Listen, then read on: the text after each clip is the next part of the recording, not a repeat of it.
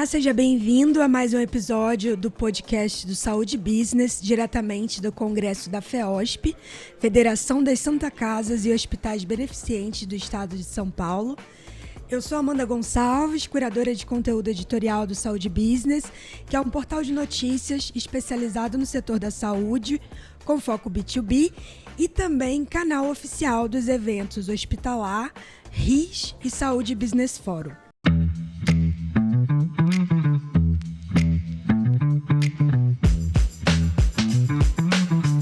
Hoje vamos falar sobre um assunto que tem dominado as discussões dentro e fora da saúde, que é inteligência artificial. A gente vai falar de aplicações práticas da IA na saúde, um pouco de gestão hospitalar, segurança do paciente, suporte à decisão clínica.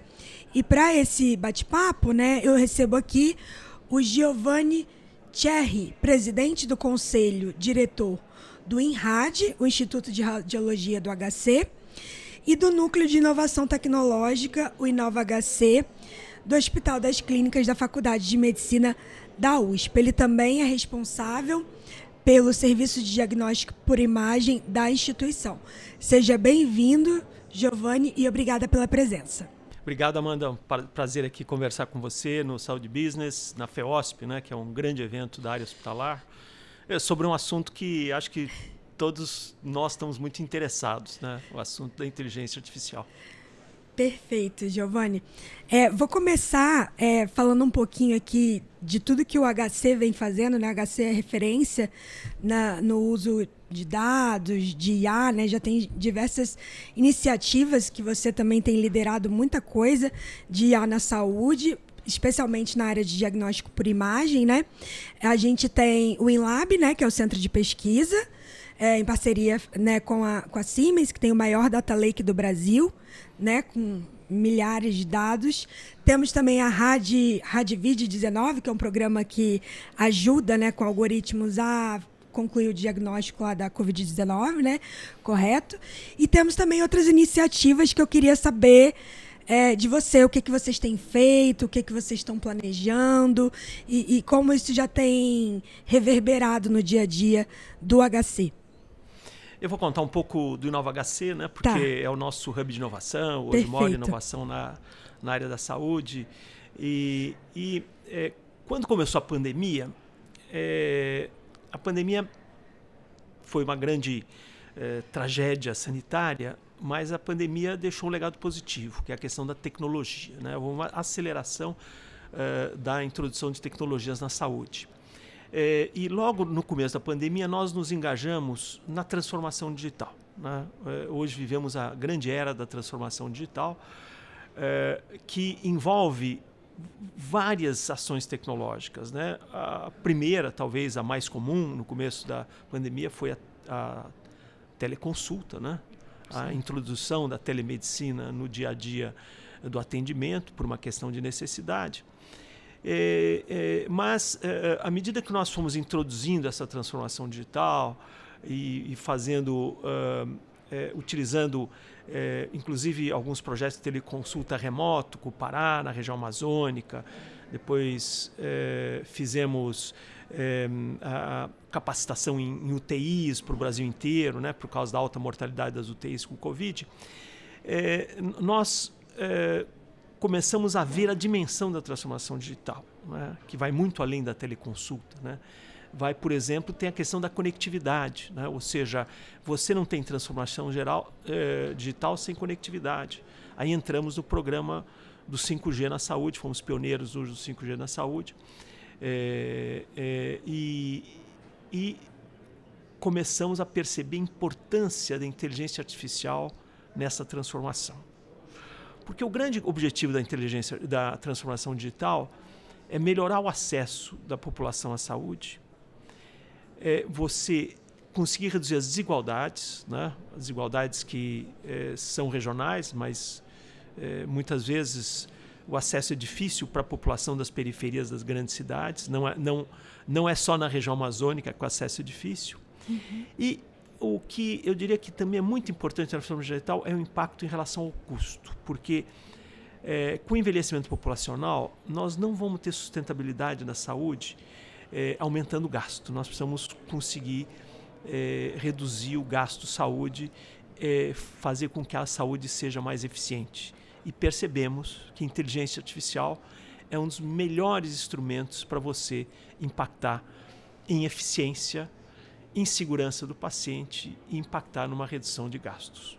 Por isso, a partir de 2020, né, no primeiro ano de pandemia, nós criamos o InLab, que é o laboratório de inteligência artificial do InnovaHC. Foi uma parceria com a Siemens. Hoje nós temos como parceiros no InLab praticamente todas as grandes empresas de tecnologia. Nós temos, além da Siemens, que tem grandes projetos, temos a Philips, temos a GE, temos a AWS e temos várias outras startups, empresas dentro de um laboratório de inteligência artificial voltado à saúde. Porque a inteligência artificial ela impacta muito em algo que para a saúde é muito importante, que é a eficiência. Né? E à medida que nós fomos introduzindo algoritmos, validando algoritmos, nós percebemos como a inteligência artificial pode ser realmente transformadora para a saúde. Primeiro, no campo da eficiência, né? Melhorando a fazer com que os gastos sejam mais racionais, mais adequados, né? E podendo gerar economia também.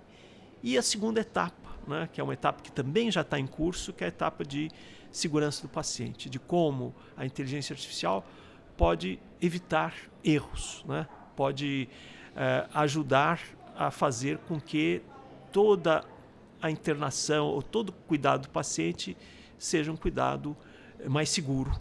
E isto impacta muito em custo também, né? Porque cada erro, né, que ocorre no tratamento de um paciente, isso tem um custo elevado. Não só, muitas vezes, a vida do paciente, mas um custo para todo o sistema de saúde. Então, foi um pouco essa a nossa lógica, né? Na verdade, nós enxergamos a inteligência artificial algo muito importante dentro da transformação digital que nós estamos passando, que vai mudar a saúde. Né? Um outro componente importante da transformação digital é a interoperabilidade. Perfeito. Você mencionou a parte de segurança do paciente, né? O que vocês, com os projetos que o Inova tem executado, tem planejado executado, o que vocês já estão vendo realmente resultados efetivos, né, de redução de erros médicos, né, a melhoria da segurança do paciente, que consequentemente gera uma melhor experiência para ele também?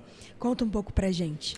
Então, nossa primeira experiência em plataforma de inteligência artificial foi durante o Covid. Sim. Né? Até você comentou o RADV19, que foi uma plataforma muito interessante porque nós conseguimos combinar empresas de 3 continentes, né? O que eu diria ser impossível hoje, que nós tivemos a GE americana, a Siemens alemã e a Huawei chinesa, algo que eu diria que é inimaginável, né? A colaboração entre essas empresas nessa plataforma. E tivemos muitos parceiros nacionais, como o Itaú, né? Que nos ofereceu toda a nuvem, né, para poder armazenar os casos, a Deloitte. Tivemos realmente mais de uma dezena de parceiros de montar uma plataforma no momento que a Covid estava impactando já o sistema sanitário, nos primeiros meses, quando um exame de sangue demorava uma semana, 10 dias para poder ficar pronto.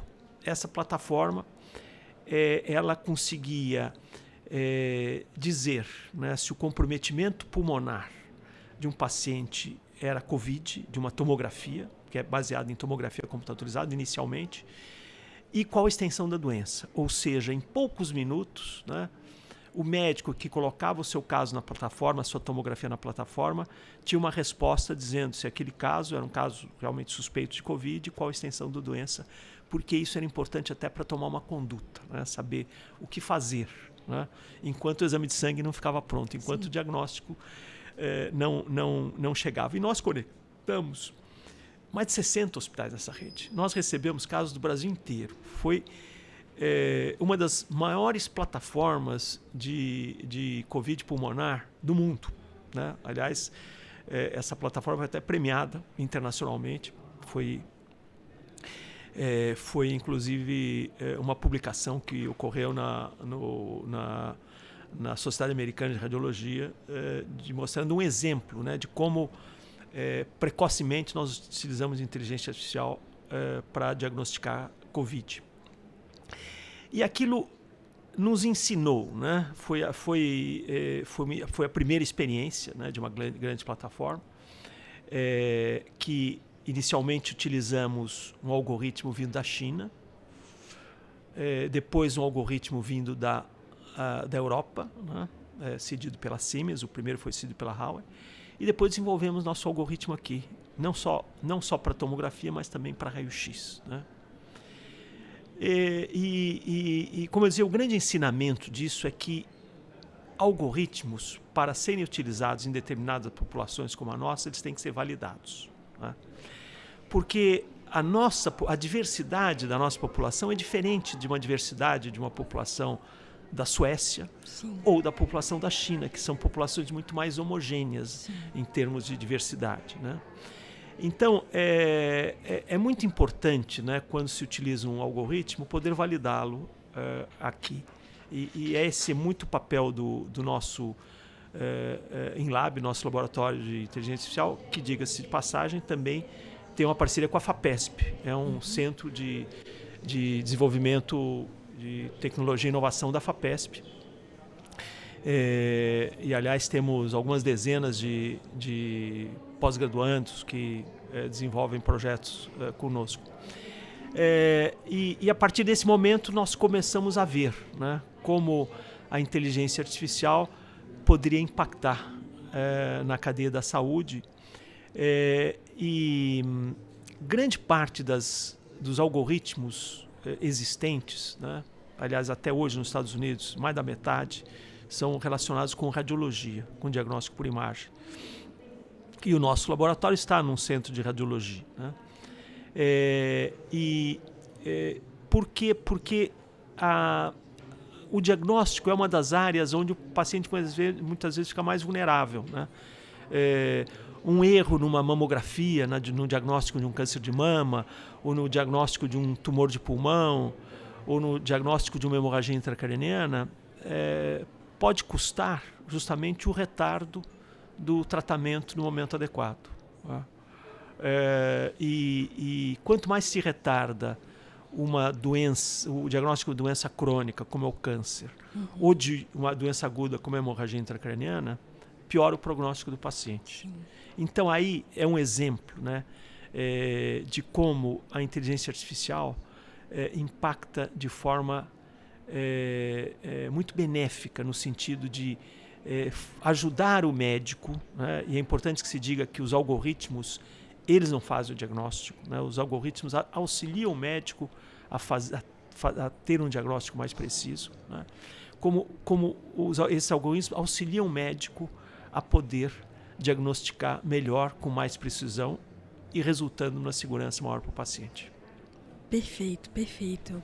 Giovanni, e aí falando agora um pouquinho da gestão hospitalar, que o senhor também já comentou, né? Eu queria saber se você já tem resultados concretos com o uso da IA, né? A gente escuta muitos médicos hoje reclamando que perde muito tempo preenchendo papéis, preenchendo formulários, enfim, mesmo que seja no computador, né? Então, o que vocês já conquistaram, que já viram que de fato funcionou com o uso da IA, otimizou tempo do médico ou de outros profissionais no Inova? Assim, eu digo até um exemplo que nós temos no Instituto de Radiologia, né? Sim. Existem as escalas de trabalho dos técnicos, dos biomédicos, dos médicos. Fazer uma escala dessas, antigamente, ocupava 2 profissionais, quase 2 dias. Eles ficavam lá fazendo a escala, ajustando a escala, superposição da escala. Hoje, com o algoritmo de inteligência artificial, esse algoritmo, em 15 minutos, faz a escala Incrível, né? do serviço. Um algoritmo super simples, né? Algo que você comentou, que eu acho que é uma questão extremamente importante, é que hoje já existem algoritmos de inteligência artificial que ajudam muito o médico, né? O médico perde muito tempo lendo o prontuário do paciente, vendo as informações das internações, dos exames, antes de poder conversar com o paciente, né? Tanto no hospital como numa consulta. Sim. Já existem algoritmos, né? E nós temos isso, né? no Inova, nas startups do Inova, que fazem um resumo, um sumário do histórico do paciente. Ou seja, todo esse tempo que o médico perdia olhando o prontuário, eles recebem um sumário. Claro que se o médico quiser mais detalhe, ele vai ao prontuário, mas claro. Eu diria que a maior parte das informações já fica disponível, informações suficientes para que a consulta ou uma conduta possa ser tomada. E na outra ponta, né, o médico faz a consulta, seja uma consulta presencial, como uma consulta através de telemedicina online. E depois ele tem que transcrever essa consulta para o prontuário médico. Sim. Ou seja, às vezes ele perde mais tempo transcrevendo a consulta do que fazendo a consulta, né? Também já existe um algoritmo que faz essa transcrição da consulta. Aí o médico só lê a transcrição da consulta e a consulta já está no prontuário eletrônico.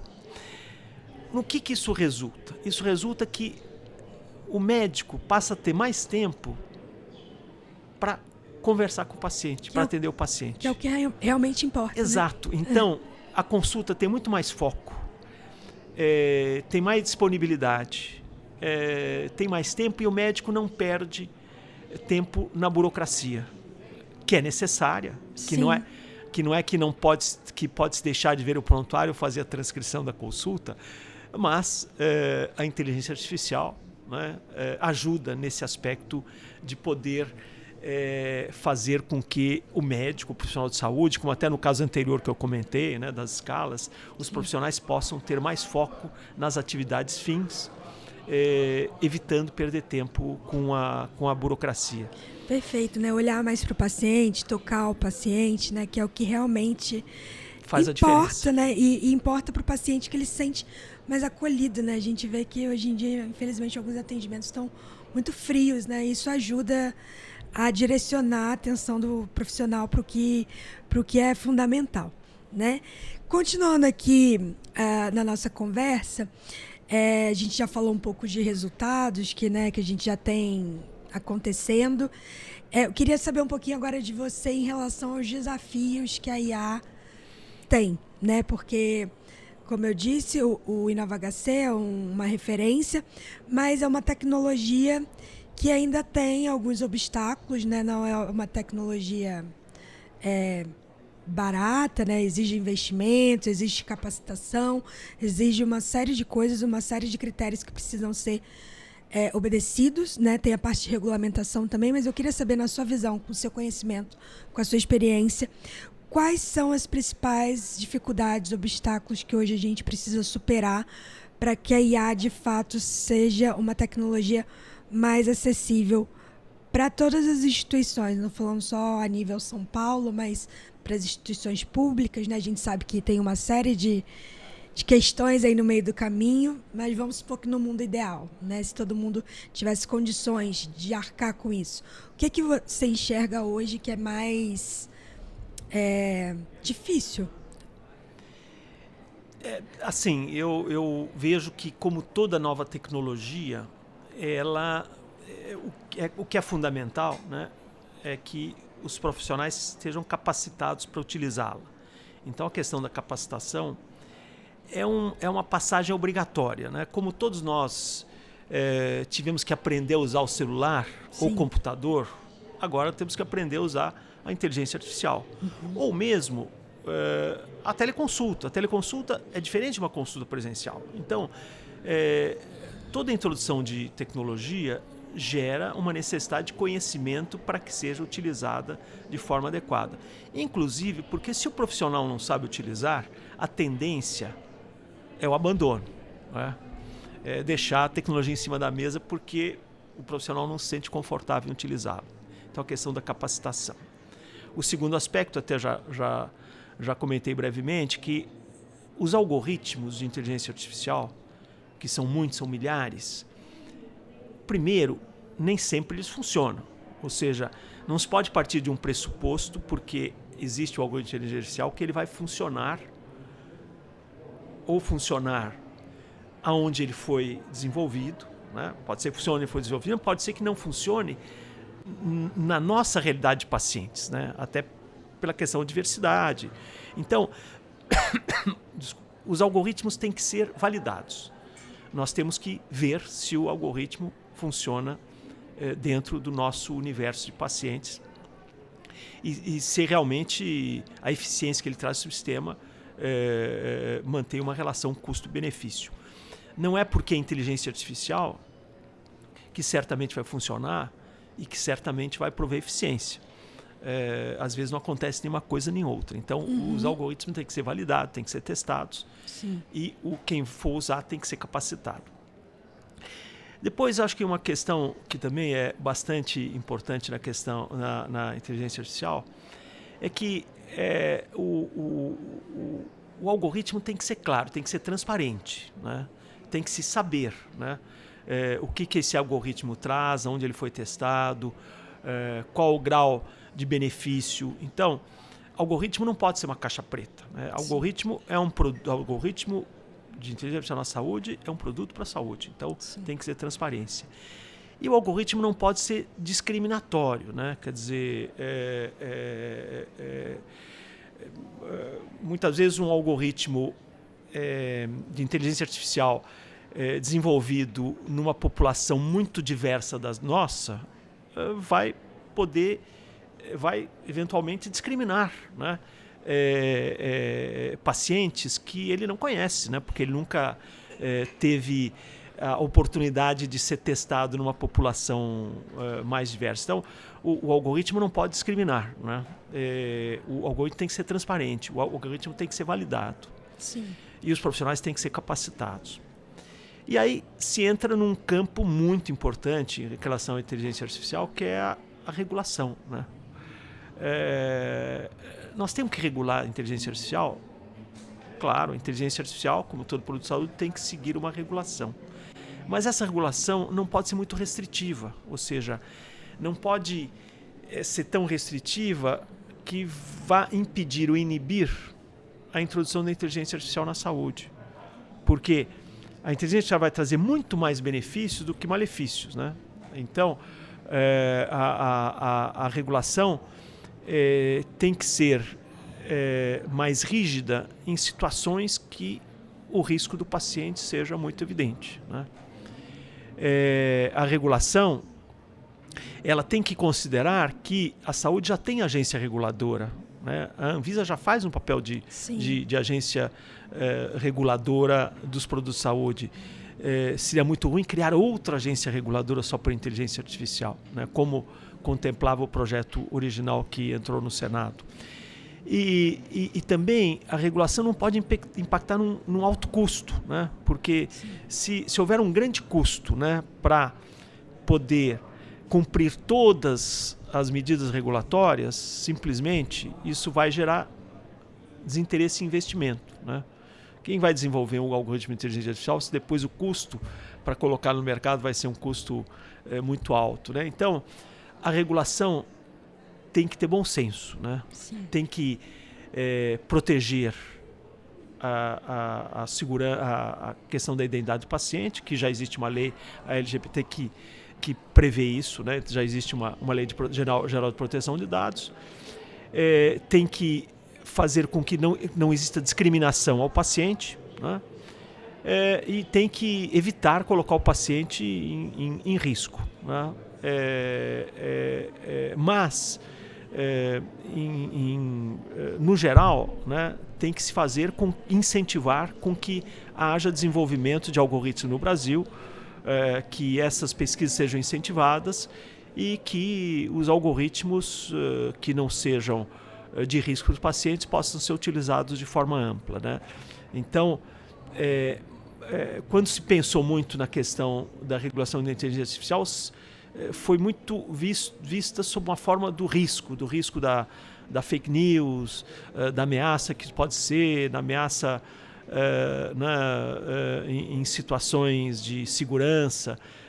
Mas na saúde, a inteligência artificial é importantíssima para poder trazer sustentabilidade, para melhorar a eficiência e para aumentar a segurança do paciente. Então, a regulação não pode ser muito restritiva na saúde.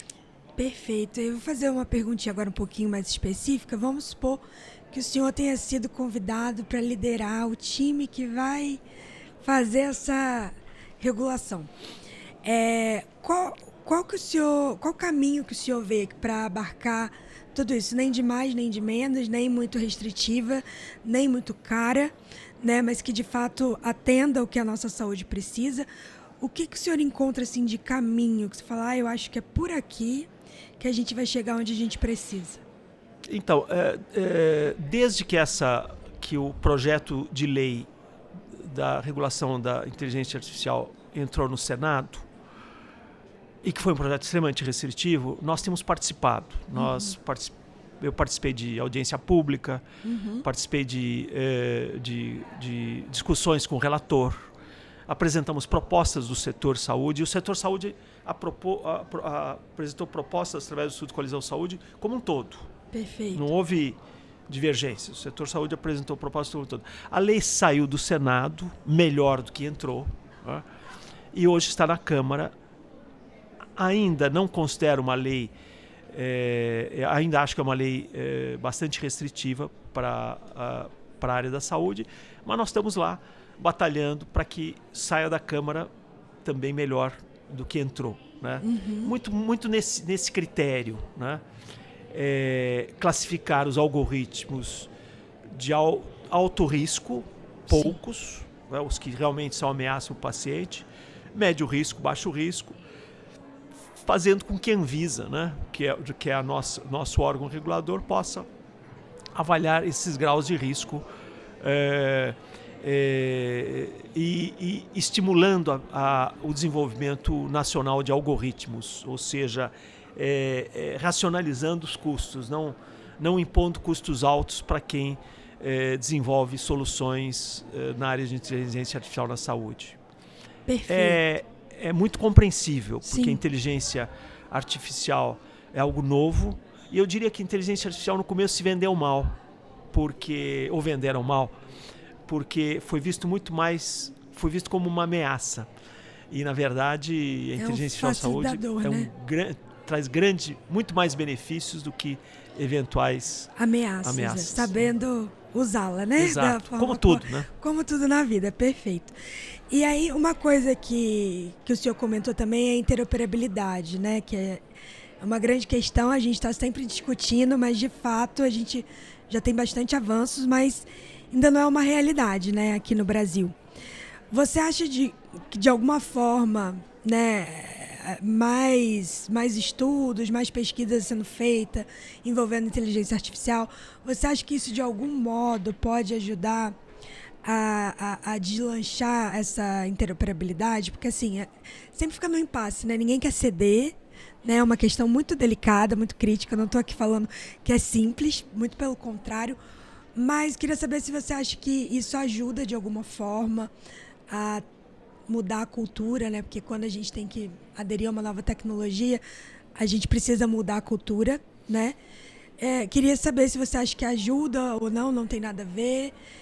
Como o senhor enxerga esse contexto? Então, eu vejo que na transformação digital nós temos vários componentes que vão ajudar na sustentabilidade econômica. Sim. Porque em países desenvolvidos, né, países que têm um sistema universal como o nosso Sistema Único de Saúde, eles estão em crise. A Grã-Bretanha, que a NHS inspirou o SUS, está em crise porque o envelhecimento populacional pressionou muito os custos da saúde, né? Um paciente idoso custa 3 vezes mais um paciente jovem. Quando a população vai envelhecendo, isso significa que a saúde, quando vai aumentando de forma geométrica seus custos, né? Então, nós temos que usar todos os recursos para dar essa sustentabilidade, né? A interoperabilidade, se estima que a interoperabilidade possa impactar numa redução de custo por volta de 15%. Por quê? Porque quando um paciente entra numa unidade básica de saúde e depois vai para um hospital secundário, ele não leva as suas informações. Então, existe um refazer de todos os exames, das informações, um tempo perdido. Muitas vezes o médico não sabe que procedimentos fez em outro lugar, em outro hospital. Isso vale para o sistema público e privado, né? A portabilidade das informações aumenta muito a eficiência, aumenta a segurança do paciente e representa em grande economia, porque significa não ter o retrabalho, né? Quando nós podemos associar isso a algoritmos de inteligência artificial que podem ajudar a selecionar os pacientes, ajudar o médico em decidir condutas, em fazer com que o paciente possa passar, por exemplo, ser selecionado de forma mais rápida para ir para a urgência ou para uma consulta ambulatorial. Nós vamos ter um sistema como todo mais eficiente e um sistema como um todo que vai evitar retrabalho. Quando você faz a coisa 2 vezes, ela custa o dobro, tá? Então nós temos que evitar essa repetição de procedimentos. Nós temos que fazer com que a informação chegue rápido para o médico sobre o histórico desse paciente. Por isso que interoperabilidade é importante, né? Mas é interoperabilidade associada à inteligência artificial, associada à transformação digital, associada à teleconsulta, associada à conectividade. A transformação digital envolve uma série de novas tecnologias que têm que ser usadas em conjunto. A interoperabilidade, a dificuldade da interoperabilidade é que nós somos um país muito grande, né? De vários sistemas, sistema público e privado, que não se comunicam, né?